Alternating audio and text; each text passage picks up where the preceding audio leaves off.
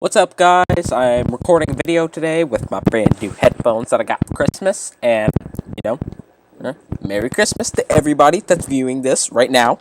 Hopefully this video will get uploaded by today. I don't know if my Wi-Fi's acting a little fucky lately, so hopefully we get this up today. So I thought, what better way to spend the rest of a Christmas with a romance game? Let's open it up. Name of the game is called Plane. Now, I have seen a lot about this game, and it looks like a very amazing game. Looks very beautiful. And, I thought, screw it. Let's play it. So, boy, I like this music. Might need to tone it down a little, though.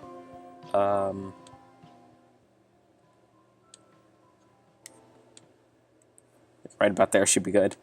Alright, well, that being said, let's jump right on into it, shall we? Yes? Oh, it's a link. No thanks. Planes. I like planes. I hated planes. I've always had a fear of flying. I only ever had a small fear about it because my freaking brother, when I was a little kid, okay, I watched all the Final Destination movies, and when I was a little kid, when I was on a plane one time, this was before I had seen all of them, but I saw the one that had a plane in it. Tell me why my brother said, like, when there was a little bit of turbulence, he leaned over to me and said, "Final Destination." I got so fucking frightened. My chest started beating. I thought I was gonna die. But, looking back on it, it probably was kind of funny. Alright. Back to it. There's not a single nice thing about the experience. Airports were confusing, going through customs incredibly stressful, and then you're packed into a huge medical vehicle with other extremely unpleasant people like you're a bunch of sardines. You're expected to believe that a man-made hunk of junk can safely carry you from one country to another. Yeah. But worst of all is the word plane. Plane, plane, plane. If I were to describe myself in one word, it would be that exact one. Plane.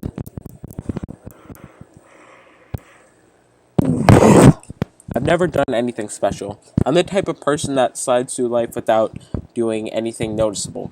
My grades were mediocre and my old job as a sous chef wasn't anything to brag about.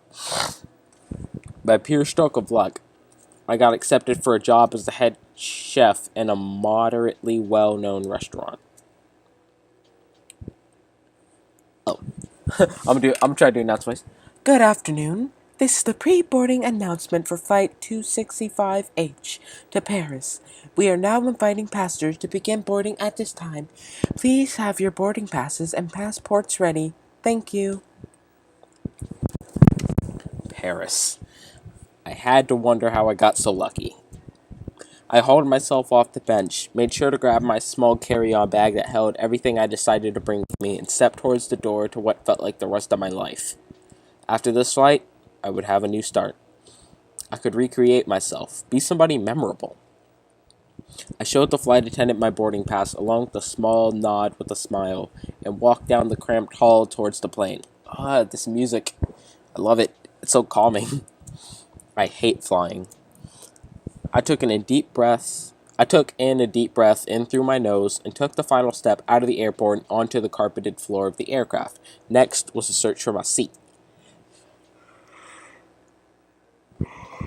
Luckily, I was near the front. Quick to get in, quick to get out. Yeah.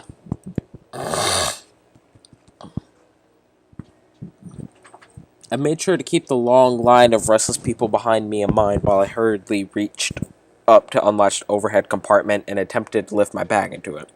After a bit of a struggle, I finally managed to slide the bag into place and took my seat. A window seat. It was always difficult to decide whether that was a good thing or not. On one hand, I could look out at the clouds and lose myself in them. I didn't want to pay attention to anybody else around me. On the other hand, the sky was a constant reminder that I was trusting my life to a plane. Yeah. I looked out the window and let out a short sigh. It had been raining all morning, and there were no signs of letting up even now. I heard a shuffling and turned to see a woman take the seat behind me. She let out a loud huff of air that she followed with a loud and brassy laugh. What's that? This is going to be an interesting flight. I peeked at her through the corner of my eye. If her outfit was any indication, she was a loud person. It almost looked like she was wearing a costume. Maybe she was a cosplayer? She looked over to me and gave me a huge grin. I smiled back, but she quickly turned to the screen of a small device she had been carrying. I wasn't sure what it was. It didn't look like any cell phone or computer I had seen before. She glanced around the plane as soon as the last person took their seat. She stood up and walked down the aisle. The entire time she was staring at her screen. She walked back up the aisle to the washroom at the front of the plane and opened the door. I realized I was staring at her and turned to the window. Even though the weird woman was much more interesting than the asphalt that surrounded the airport, I still managed to entertain myself. The plane was relatively quiet for the amount of people who filled it. Would you like some peanuts? No, what happened? Yeah. There. Oh, that's me? I turned my head to look at the woman who offered me a small bag of roasted salted nuts. Oh, no thank you. Yes, please. The woman who was supposed to be sitting beside me graciously grabbed the bag and plucked it to her seat. Ah, look at that. This is some really good art. Just saying. I turned my attention back to the strangely dressed woman who ripped open the bag of peanuts and dumped them unceremoniously into her mouth. She pulled the tray out from the seat in front of her and leaned on it with her left arm, resting her face on her hand. She turned to look at me. Hey?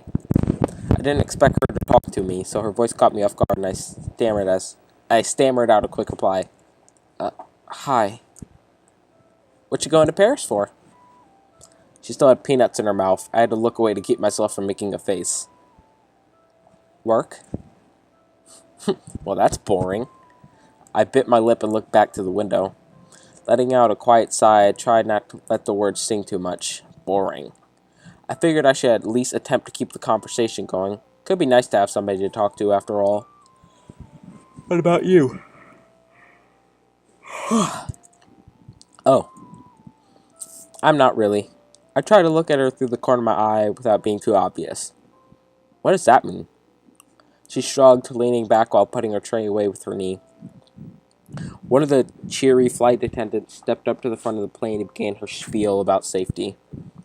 I wasn't really interested in what she was saying. This wasn't my first time flying. Apparently the one beside me agreed with my thoughts. She picked a piece of fluff off her glove and let it drip down to the floor. When she noticed I was watching her, she gave me a charming and quite beautiful smile. The flight attendant finished speaking and told us to put our seatbelts on. Within a few more minutes, the plane started moving and my stomach began to flip. Second worst part about the plane is lifting off. Yeah. It almost felt like my stomach was going to turn inside out and I let out a small groan. Ugh. Not a fan of flying? Not really. She chuckled and looked around the plane with cheery eyes. You are? Max. And you? I meant... I let out a sigh and my eyebrows knit together. She was strange. I'm Riley. It's nice to meet you, Riley. Oh, likewise. Another laugh escaped her lips as she seemed pleasant enough. I could have been stuck next to somebody much worse. Have you flown before? Yeah, I went on a few trips when I was younger. Nothing too special, just to visit family across the country. So this is the longest flight you've been on? I hate yawning. By far. I've never flown before, at least not in a plane like this. That caught me off guard, and I almost asked how she was so calm. Though, so far, she's deflected each question I've tried to ask her. Do you have anybody waiting for you in Paris?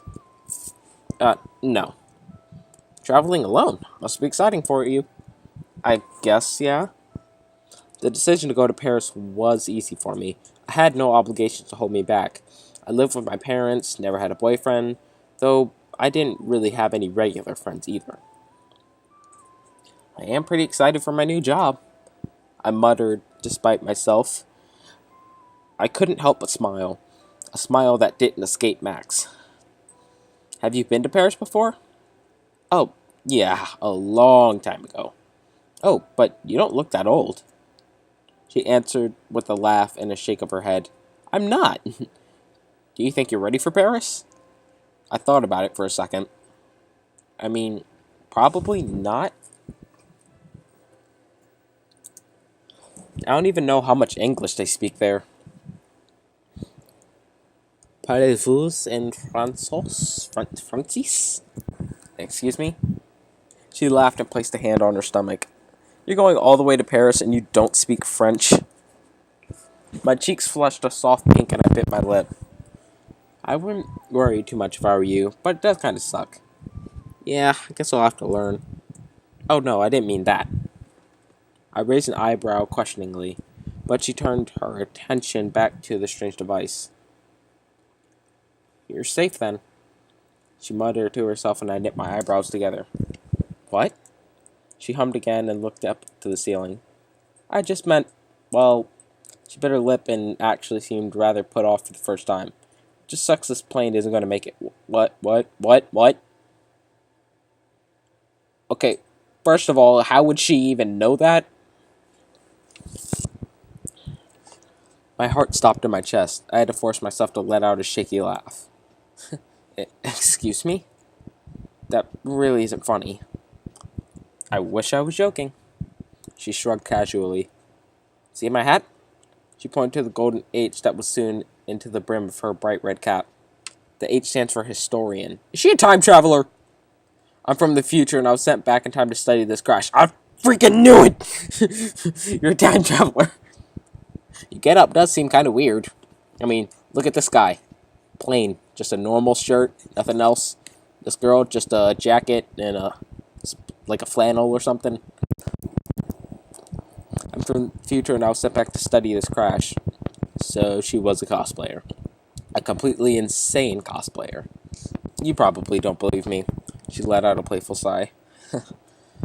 They never do. Look, Radley, everybody dies in this crash. I gulp.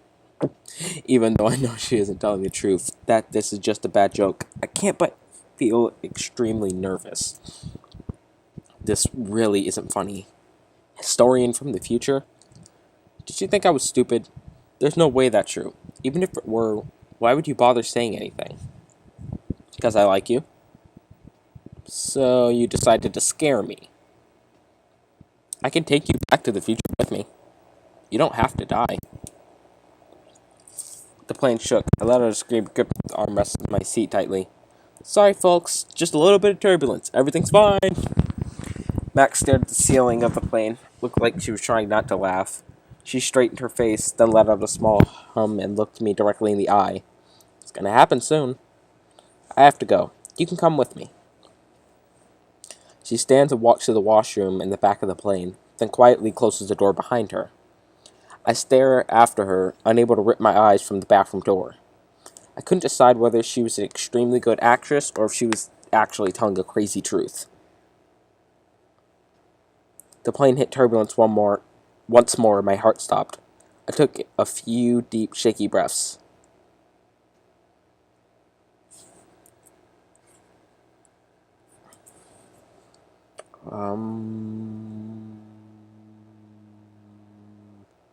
Going with this one.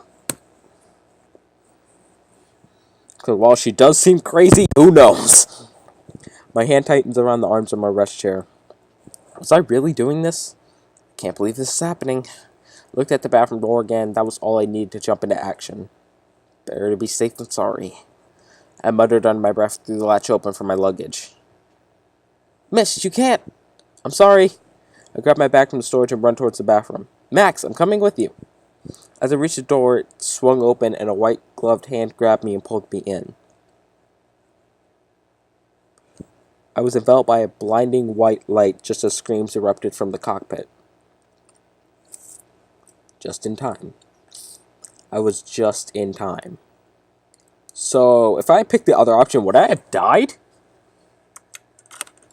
Ooh, whose beautiful house is this? Place looks so pretty. Gorgeous. I roll over and pull the soft silken blanket closer to myself. Was it too much for me to wish that all to be just a dream? Opening my eyes was enough to answer that question for me. Yes, it was. I let out a small whimper and curled into myself, clutching my pajamas. I hate planes. What was that? I slowly sat up and brushed the blanket off of me. It sounded like it was coming from right outside the room. I took in a deep breath to calm myself and tiptoed over to the door. Relax, Riley, it's probably nothing. Gingerly, I placed my hand on the doorknob and turned it just enough to peek my head out. Riley!